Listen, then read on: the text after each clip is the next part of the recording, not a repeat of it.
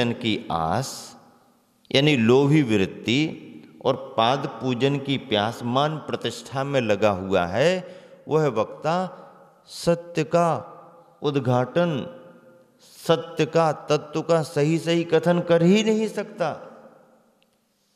वह तो जनता का जमघट देखकर, गुरुवर ने कविता में क्या लिखा, जनता का जमघट देखकर अपने कथन का ढंग बदलता रहता है, जैसे रंग बदलता रहता है गिरगिट। गिरगिट होती ना, गिरगिट जहाँ जिस तरह के वातावरण में जाती है, घास का रंग है तो घास के रंग हो जाए, मिट्टी के पास पहुंच जाए तो गिरगिट मिट्टी जैसा दिखने लगे, या और दूसरे कलर के पास पहुंच जाए तो गिरगिट का कलर वैसा दिखने लगे। गिरगिट का कलर अपना ओरिजिनल जैसा कुछ नहीं है, वो तो जहाँ जैसे वातावरण में गई उसका रंग वैसा दिखने लगता है। तो उस वक्ता की अपनी कोई प्रामाणिकता नहीं है, जहाँ जैसा माहौल दिखा वैसा उसने प्रतिपादन कर दिया, और वह जनता का जमघट देख करके कथन का ढंग बदलता रहता है। ऐसा वक्ता निर्भीक वक्ता नहीं माना जाता है, सत्य का उद्घाटक नहीं माना जाता है। मूक माटी में भी गुरुवर आचार्य श्री ने पक्षपात को लेकर के कुछ पंक्तियां लिखी हैं, प्रासंगिक मुझे याद आ गई। पक्षपात एक ऐसा जलप्रपात है, जलप्रपात वाटरफॉल। पक्षपात एक ऐसा जलप्रपात है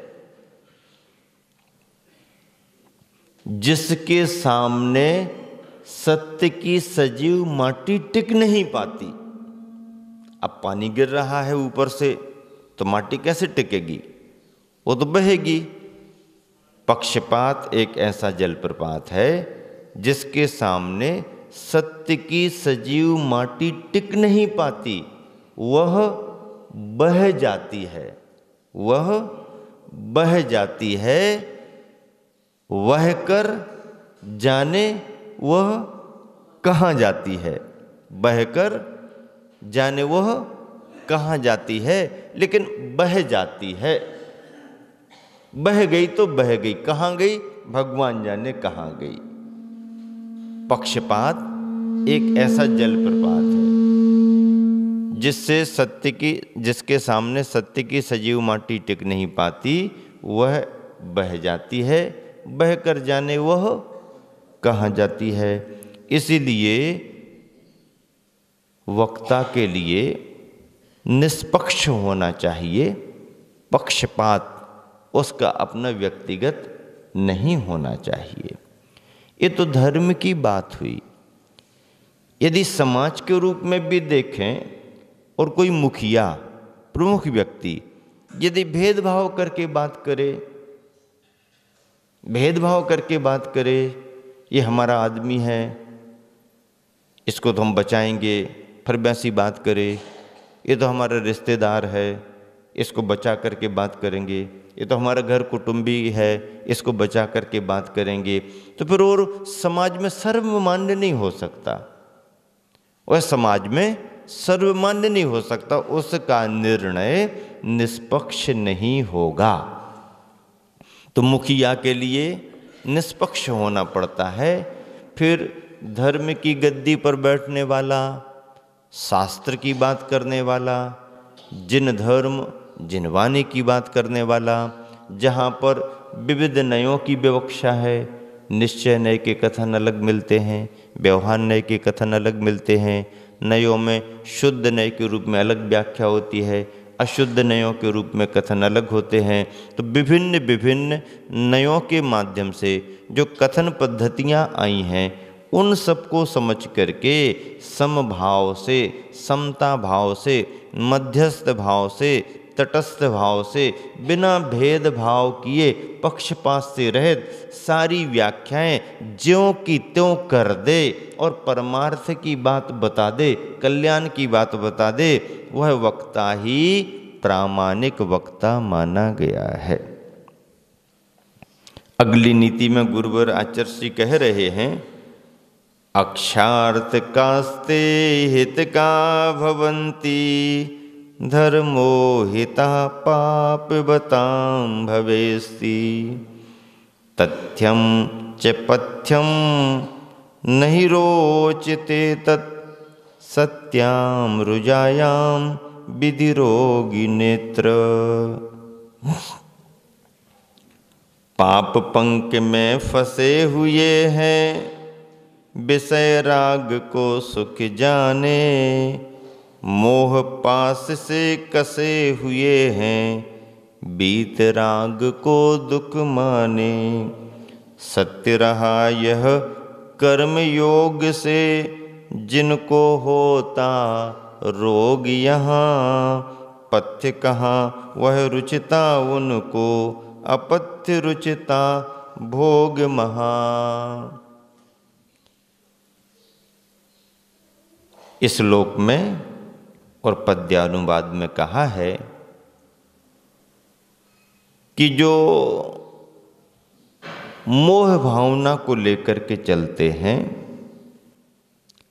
ऐसे असंयमी जनों को संसार में इंद्रिय सुख ही प्रिय लगते हैं, हितकर लगते हैं।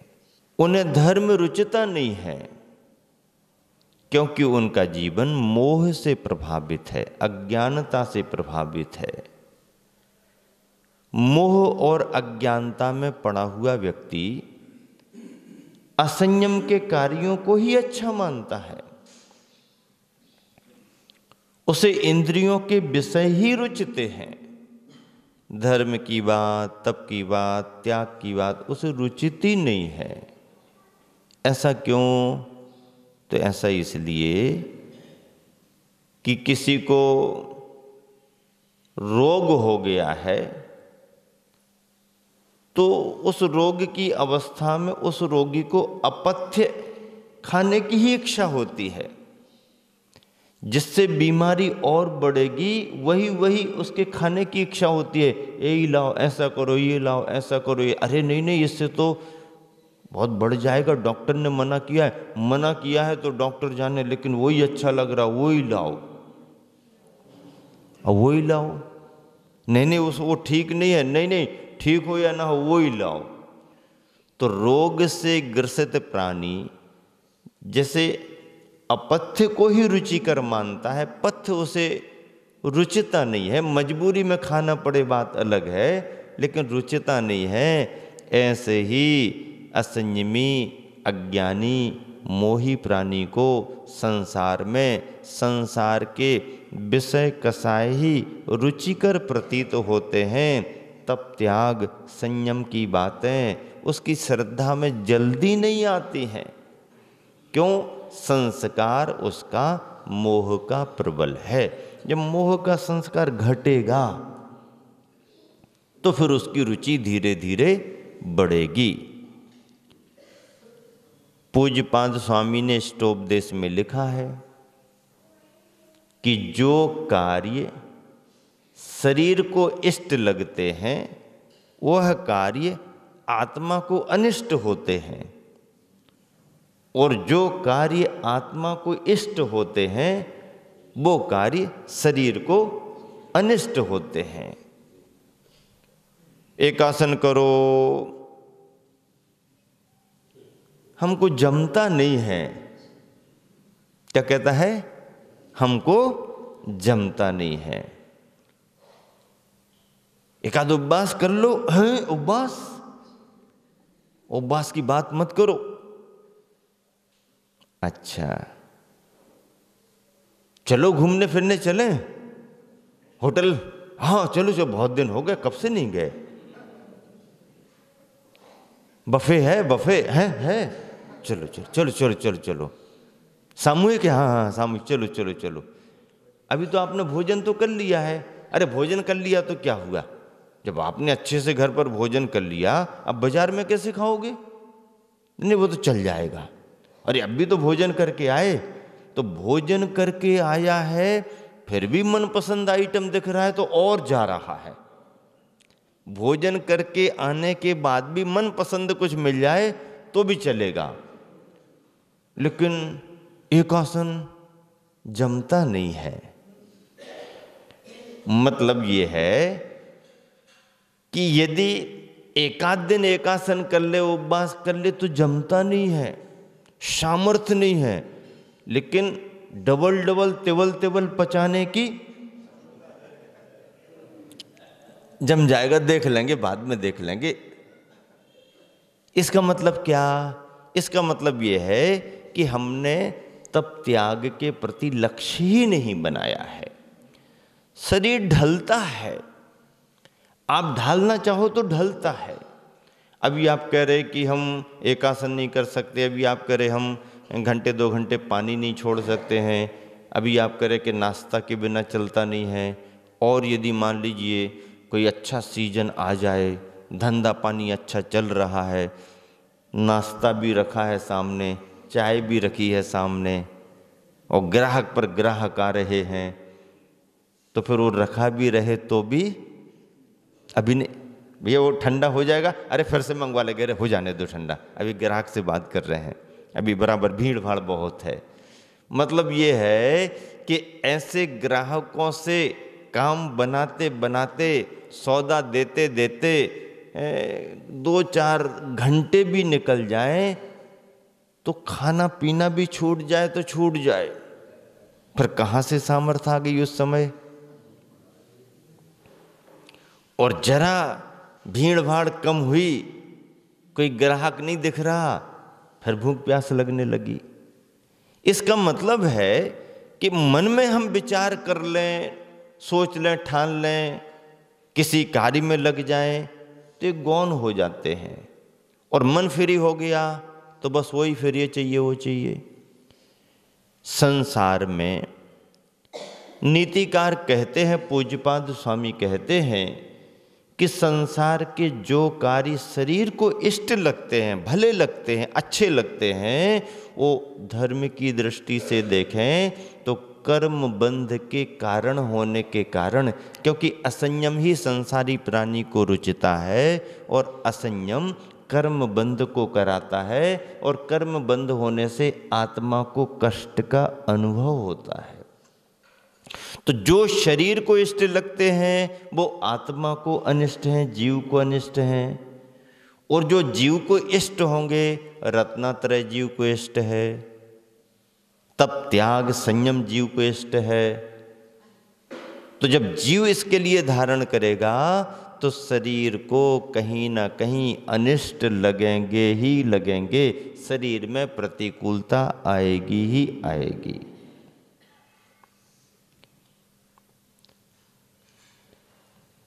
रोगी को पथ्य नहीं रुचता है, अपथ्य की ओर ही आकर्षित होता है।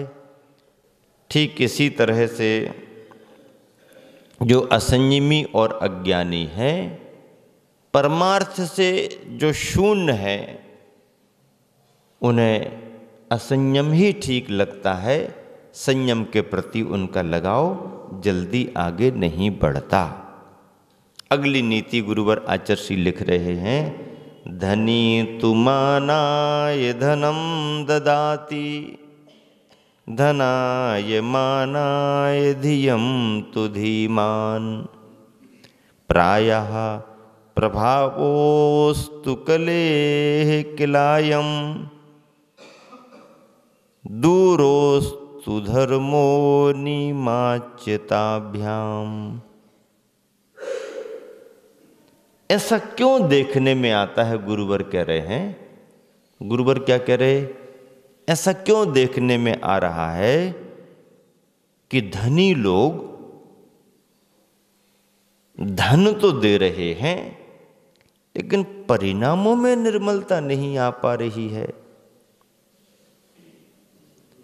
परिणामों में निर्मलता आती नहीं, ऐसा नहीं, निर्मल परिणामों के साथ भी देने वाले लोग हैं, निर्मल परिणामों से भी दिया जा रहा है, लेकिन प्राय करके ऐसा देखने में भी आता है कि धनी तु मानाय धनम ददाति ही, धनिक लोग मान सम्मान के लिए अपना धन देते हैं। ऐसा देखने में आता होगा, तभी तो लिखा गया है। मान सम्मान के लिए दे रहे हैं, तो क्या सभी लोग मान सम्मान को देते हैं? नहीं, देने वाले को तो मान सम्मान मिलता ही है। वो ना भी चाहे तो मिलेगा। उसके द्वारा किए गए अच्छे कार्य का यश तो उसको मिलेगा ही मिलेगा, नाम तो उसका फैलेगा ही फैलेगा। लेकिन केवल नाम को ही यदि कोई करे तो मामला गड़बड़ हो जाता है। धनी तु मानाय धनम ददाति, ऐसा देखा जा रहा है कि धनी लोग मान प्रतिष्ठा के लिए अपने धन का दान कर रहे हैं। और धनाय मानाय धियम तु धीमान, और यहां देखो तो बुद्धिमान व्यक्ति, ज्ञानवान व्यक्ति मान सम्मान को पाने के लिए और पैसा पाने के लिए लगा हुआ है। अब विद्वान पैसा और मान पाने के लिए विद्वता दे रहा है, धनी मान सम्मान पाने के लिए अपना द्रव्य दे रहा है, तो ये क्या हो रहा है? ऐसा प्रश्न मन में उठाते हुए गुरुवर कहते हैं, प्रायः प्रभावोस्तु कले किलायम, यह तो कलिकाल का ही प्रभाव है। क्या कहते हैं गुरुवर? ये तो कलिकाल का ही प्रभाव मानना पड़ेगा। ऐसे कलिकाल में देने वाले दे रहे हैं, लेकिन देने में प्रयोजन भी अलग अलग हो रहे हैं। तो इस कलिकाल पंचम काल में कोई निर्मलता से, परिणामों की उज्ज्वलता से कुछ नहीं कर सकता है क्या? नहीं कर सकता है। एक विद्वान ज्ञानी व्यक्ति बिना इन अपेक्षाओं के भी अपनी विद्वता का दान दे सकता है, परमार्थ की भावना से अपने ज्ञान का दान दे सकता है। वह विद्वान, वह ज्ञानी बिना किसी द्रव्य अर्थ की अपेक्षा रखे, बिना किसी मान प्रतिष्ठा बड़ाई की अपेक्षा रखे भी वह अपने ज्ञान का दान दे सकता है, विद्वता का उपयोग कर सकता है। लेकिन ऐसी निर्मलता प्राय करके कम देखने में आती है, बल्कि इस कलिकाल में ये बात ज़्यादा देखने में आती है कि विद्वान अपनी विद्वता का उपयोग तो कर रहा है, लेकिन अर्थ के संग्रह करने के रूप में और मान प्रतिष्ठा पाने के रूप में।